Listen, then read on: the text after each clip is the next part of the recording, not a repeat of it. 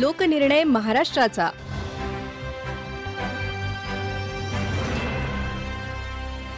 श्रोते हो, नमस्कार. लोकनिर्णय महाराष्ट्राचा या कार्यक्रमात आपलं स्वागत. लोकसभा निवडणुकीत राज्यातल्या विविध मतदारसंघांमधलं एकंदर चित्र कसं आहे याचा मागोवा आपण या कार्यक्रमात घेत आहोत. आजच्या भागात आपण नाशिक आणि दिंडोरी या लोकसभा मतदारसंघांमधली स्थिती जाणून घेऊया. उत्तर महाराष्ट्राची राजधानी मानल्या जाणाऱ्या नाशिक जिल्ह्यात नाशिक आणि दिंडोरी या दोन्ही लोकसभा मतदारसंघांमध्ये आता प्रचारानं वेग घेतला आहे. नाशिक जिल्हा तसा राजकीय दृष्टीनंही महत्त्वाचा आहे. यशवंतराव चव्हाण यांना याच नाशिक लोकसभा मतदारसंघातून नाशिककरांनी बिनविरोध निवडून दिलं होतं. सुरुवातीला काँग्रेसचा प्रभाव असलेल्या या जिल्ह्यावर नंतर मात्र समाजवादी, डाव्या पक्षांपासून आताच्या भाजपा, शिवसेना, राष्ट्रवादी काँग्रेसपर्यंतचा प्रभाव दिसून आला आहे. 2009मध्ये मतदारसंघाची पुनर्रचना झाली. पूर्वीच्या नाशिक मतदारसंघात शहरी भागात एकच विधानसभा मतदारसंघ होता. आता मात्र 4 मतदारसंघ झाले आहेत. त्यामुळे नाशिक लोकसभा मतदारसंघात एकूण 6 विधानसभा मतदारसंघ आहेत. त्यात नाशिक पूर्व, नाशिक पश्चिम, नाशिक मध्य आणि देवळाली हे शहराशी संबंधित, तर सिन्नर आणि इगतपुरी त्र्यंबकेश्वर या मतदारसंघांचा समावेश होतो. पूर्वीच्या मालेगाव लोकसभा मतदारसंघाचं आता दिंडोरी लोकसभा मतदारसंघात रूपांतर झालं आहे. आधीच्या मतदारसंघातले मालेगाव आणि मालेगाव बाह्य तसंच बागलाण हे विधानसभा मतदारसंघ धुळे लोकसभा मतदारसंघात समाविष्ट आहेत. दिंडोरी लोकसभा मतदारसंघात कळवण, सुरगाणा, दिंडोरी, देवळा, चांदवड, निफाड, येवला आणि नांदगाव या विधानसभा मतदारसंघांचा समावेश होतो. गेल्या 3 निवडणुकांचा कौल बघितला तर नाशिकमध्ये राष्ट्रवादी काँग्रेस आणि त्यानंतर शिवसेना भाजपा युतीनं वर्चस्व गाजवलं आहे. 2009मध्ये राष्ट्रवादी काँग्रेसचे उमेदवार समीर भुजबळ यांनी त्यावेळी महाराष्ट्र नवनिर्माण सेनेचे उमेदवार असलेल्या हेमंत गोडसे यांचा सुमारे 27,000 मतांनी पराभव केला होता. त्यावेळी समीर भुजबळ यांना 2,38,706 तर हेमंत गोडसे यांना 2,16,674 मतं मिळाली होती. त्यानंतर मात्र हेमंत गोडसे यांनी शिवसेनेत प्रवेश केला आणि 2014 तसंच 2019मध्ये सलग भुजबळ कुटुंबियांचा पराभव केला. 2014मध्ये हेमंत गोडसे यांनी तत्कालीन मंत्री आणि राष्ट्रवादी काँग्रेसचे उमेदवार छगन भुजबळ यांचा सुमारे 1,87,000 मतांनी पराभव केला होता. 2019मध्ये पुन्हा हेमंत गोडसे यांनी राष्ट्रवादी काँग्रेसचे समीर भुजबळ यांचा पराभव केला. त्यावेळी हेमंत गोडसे यांना 7,63,799 तर समीर भुजबळ यांना 2,71,395 मतं मिळाली होती. दिंडोरी लोकसभा मतदारसंघात गेल्या 3 लोकसभा निवडणुकांपासून भाजपाचं वर्चस्व आहे.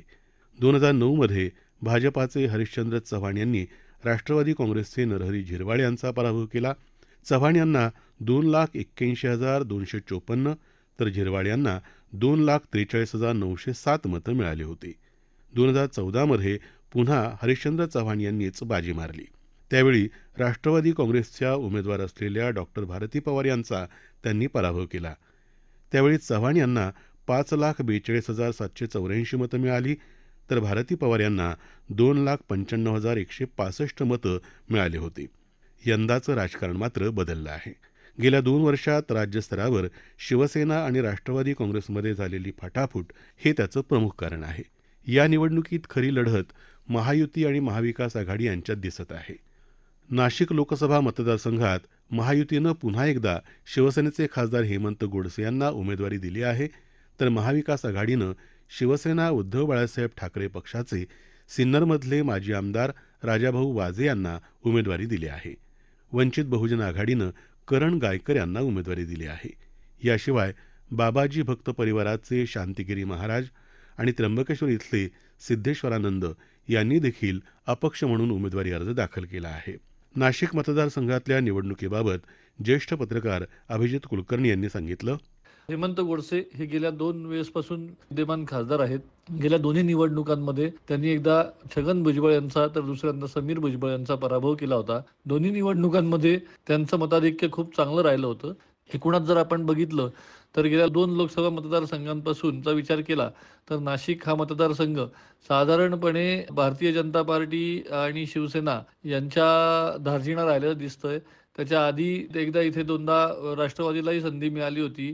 त्याच्यापूर्वी समीर भुजबळ आणि देवीदास पिंगळे यांच्या निमित्ताने त्याच्या अगोदर शिवसेनेलाही संधी मिळाली होती. त्याच्यामुळे हा असा संमिश्र कौल देणारा मतदारसंघ आहे, याची प्रकृती असं आपण म्हणू शकू. मागच्या वेळेस गेल्या जवळपास 45 वर्षाच्या फरकानंतर इथून सलग दुसऱ्यांदा निवडून येण्याची किमया हेमंत गोडसे यांनी साधली होती. त्याच्यामुळे यंदाच्या परिस्थितीत ते आता हॅट्रिक करतात का हे बघायला लागेल. पण यंदा त्यांच्यासमोर प्रतिस्पर्धी वाजे यांचं तगडं आव्हान आहे. वाजे हे सिन्नर विधानसभा मतदारसंघाचे रहिवासी आहेत, जो नाशिक लोकसभेचा एक भाग आहे. आणि वाजे हे सुद्धा तिथले सिन्नरचे माजी आमदार राहिलेले आहेत. त्यांना घराण्याचा मोठा वारसा आहे. आणि एकूणातच सध्या सगळी बदलत्या परिस्थितीत सगळ्या मतांची आणि मतमतांतराची जर का आपण कानोसा घेतला तर वाजे हे गोडसे यांना खूप चांगली लढत देऊ शकतात असं चित्र आहे. इथली लढत सध्याची एकतर्फी बिलकुल नाहीये. त्यातही वंचितचे करण गायकर आणि शांतिगिरी महाराज हे किती मतं घेतात आणि ते नेमके कुठल्या कोणाच्या मताला डॅमेज करतात याच्यावर इथल्या लढतीचं बरंचसं चित्र अवलंबून असेल. शिवसेनेचे उमेदवार हेमंत गोडसे म्हणाले, आपल्याकडं ज्या काही समस्या आहेत यामध्ये सगळ्यात मुख्यतः समस्या जी होती तर ती आपल्या नाशिकची कनेक्टिव्हिटी, एअर कनेक्टिव्हिटी असेल किंवा रेल्वे कनेक्टिव्हिटी असेल किंवा रोड कनेक्टिव्हिटी असेल. त्यानंतर आपल्याकडे समस्या होती रोड इन्फ्रास्ट्रक्चर आपल्याकडं कमी प्रमाणामध्ये आहे. तिसरी आपल्याकडं विषय होता रेल कनेक्टिव्हिटी. रेल कनेक्टिव्हिटीमध्ये देखील सगळ्यात मोठं हर्डल आपलं जे आहे ते कसारा घाट आहे. त्यासाठी देखील आपला प्रयत्न सुरू आहे. कनेक्टिव्हिटीमध्ये आपण जसं एअर कनेक्टिव्हिटीमध्ये आपण नाशिक आता 6 शहरांना जोडले गेलेले, नाशिक पुणा रेल्वेच्या संदर्भामध्ये ती अंतिम टप्प्यामध्ये आलेली आहे. त्यानंतर तिसरा मुद्दा आहे नॅशनल हायवे कनेक्टिव्हिटीचा. तर त्याच्यामध्ये आपण आता नाशिकपासून समृद्धीपर्यंत 6 लेन कॉन्क्रीट रोड या ठिकाणी होणार आहे. त्याचं काम मंजूर झालेलं ते देखील आता सुरू होईल. सुरत चेन्नई हा एक रस्ता आपल्या नाशिककरांसाठी माइलस्टोन ठरणार आहे, कारण हा रस्ता 5 राज्यांना जोडणारा राष्ट्रीय महामार्ग असणार आहे. त्याच्या बरोबरीने चौथा मुद्दा आपला जो येतो तो इंडस्ट्रीयल डेव्हलपमेंट. मला असं वाटतं का इंडस्ट्रीयल डेव्हलपमेंटमध्ये आता काही प्रमाणामध्ये इंडस्ट्रीज आल्यात. आपल्या नाशिकची ग्रोथ अतिशय मोठ्या प्रमाणामध्ये होईल आणि नाशिक लवकरच झपाट्याने वाढ होऊन पुण्याच्या दिशेने जाईल असा आपल्याला विश्वास आहे. वंचित बहुजन आघाडीचे उमेदवार करण गायकर यांनी सांगितलं, आज शेतकरी परेशान आहे. त्याच्या शेतीमालाला हमीभाव मिळत नाही. IT हब सारखा एक मोठा प्रोजेक्ट आत्तापर्यंत या शहरात आला नाही, या मतदारसंघात आला नाहीमुळे तरुणांवर मोठ्या प्रमाणात बेरोजगारीचं संकट उभं राहिलेलं आहे. त्याचबरोबर 4 MID असताना एकही मोठा प्रोजेक्ट या मतदारसंघात येत नाही. सहकार क्षेत्रामध्ये कुठलीही प्रगती नाही. पर्यटनाच्या माध्यमातून कुठल्याही पद्धतीचा नवीन प्रोजेक्ट न आल्यामुळे या मतदारसंघाचा विकास खुंटलेला आहे. पाण्याचा प्रश्न या मतदारसंघात मोठा आहे. सिन्नर सारख्या ठिकाणी इंडिया बुल्स सारखा एवढा मोठा प्रोजेक्ट येऊन तो प्रोजेक्ट आज बंद होऊन परत गेला. स्थानिक तरुणांना रोजगार मिळत नाही. या सगळ्या गोष्टींवर या मतदारसंघात काम होणं गरजेचं असताना कोणीही त्याच्याकडे लक्ष देत नाही. परंतु आमचं विजन स्पष्ट आहे. या मतदारसंघात शेतकरी, सहकार, आरोग्य, शिक्षण या सगळ्या गोष्टींवर मी येणाऱ्या निवडणुकीत जनतेसमोर जाणार आहे. माझं मत विकासाचा मांडणार आहे आणि जनतेकडे कौल मागून या मतदारसंघाचा विकास कसा करता येईल याच्यासाठी मी शेवटच्या क्षणापर्यंत प्रयत्नशील राहील. नाशिकमधल्या मतदारांच्या काही अपेक्षा आहेत. प्राध्यापक मेघा बुरकुल यांनी सांगितलं, गेल्या अनेक वर्षांपासून जे आम्ही नाशिकची स्थिती बघतोय तर आरोग्याच्या दृष्टीने म्हणा, शिक्षणाच्या दृष्टीने म्हणा, रोजगाराच्या दृष्टीने अनेक संधी ज्या इथे उपलब्ध व्हायला पाहिजे होत्या, अनेक सुविधा ज्या इथे हव्या होत्या त्या अजून झालेल्या नाही आहेत. नाशिक हे धार्मिक आध्यात्मिक शहर सुद्धा आहे. या गोष्टींकडे जर लक्ष दिलं तर मला असं वाटतं की पर्यटनाचा पण जो भाग आहे तर तो इथे जास्त चांगल्या पद्धतीने आकार घेऊ शकतो. तर सचिन अहिराव म्हणतात, गेल्या 50 वर्षात देशातील एक प्रमुख औद्योगिक केंद्र म्हणून नाशिक नावावर उपास आलं. पण सुरुवातीचा काळ वगळला तर गेल्या अनेक वर्षांपासून नाशिकची औद्योगिक प्रगती थिजल्याची भावना आहे. कारण दीर्घकाळापासून एकही मोठा औद्योगिक प्रकल्प नाशिकमध्ये सुरू झालेला नाही. इतकंच काय तर मुंबईसह मराठवाडा, नगर अशा अनेक प्रांतांना पाणी पुरविणाऱ्या नाशिकचं नाव महत्त्वाकांक्षी अशा मुंबई दिल्ली इंडस्ट्रीयल कॉरिडॉरमधून वगळलं गेलं ते इथे पाण्याची कमतरता असल्याच्या कारणावरून. गोदावरी आणि इगतपुरीतील मुबलक पाण्याचं काटेकोर नियोजन नसणं, पश्चिम वाहिनी नद्यांचं पाणी नाशिक जिल्ह्यात वळविण्यासाठीच्या उपाययोजनांकडे सातत्याने दुर्लक्ष करणं यामुळे नाशिकवर ही वेळ आली. त्याचप्रमाणे नाशिक पुणे रेल्वे मार्गाचं घोंगडं गेल्या अनेक वर्षांपासून भिजतच पडलेलं आहे. अलीकडे इथून विमानसेवा सुरू झाली असली तरी तिचंही तळ्यात मळ्यात सुरू असतं. ते बंद होणं गरजेचं आहे.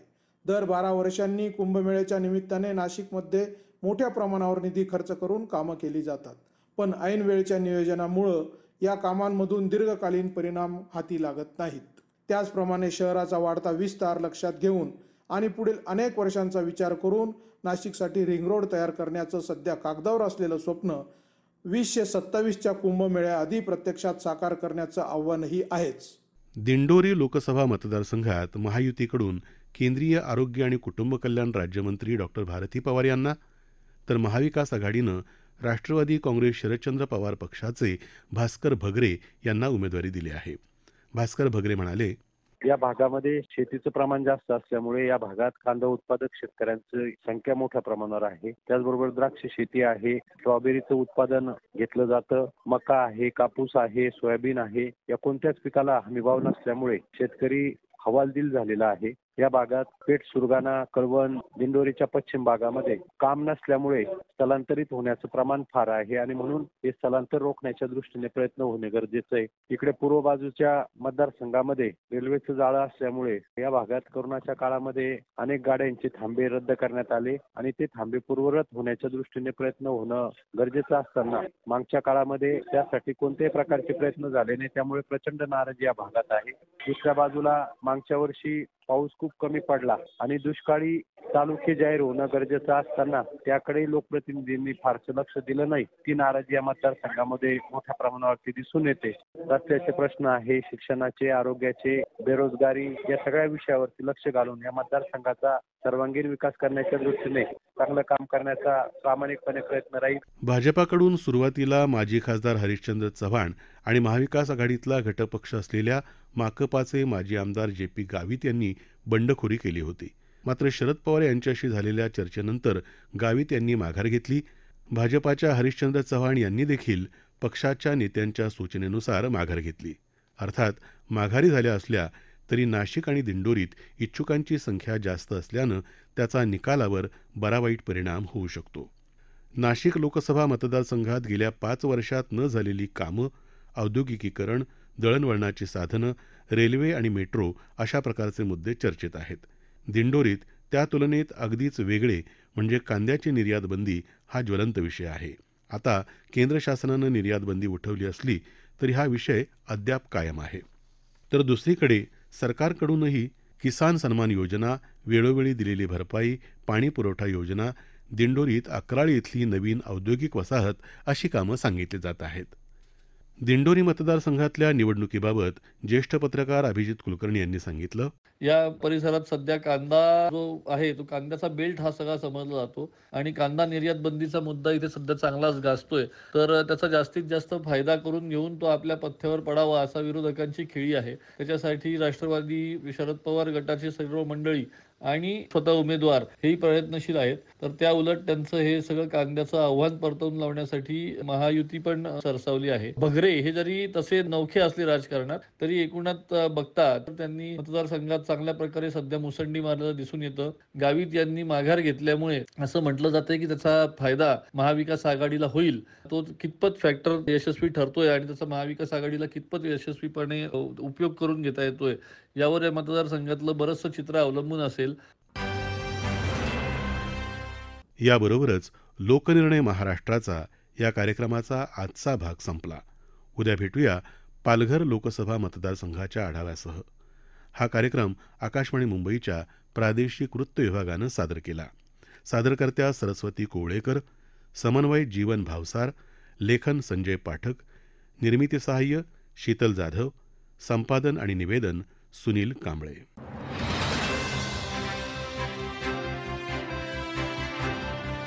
लोकनिर्णय महाराष्ट्राचा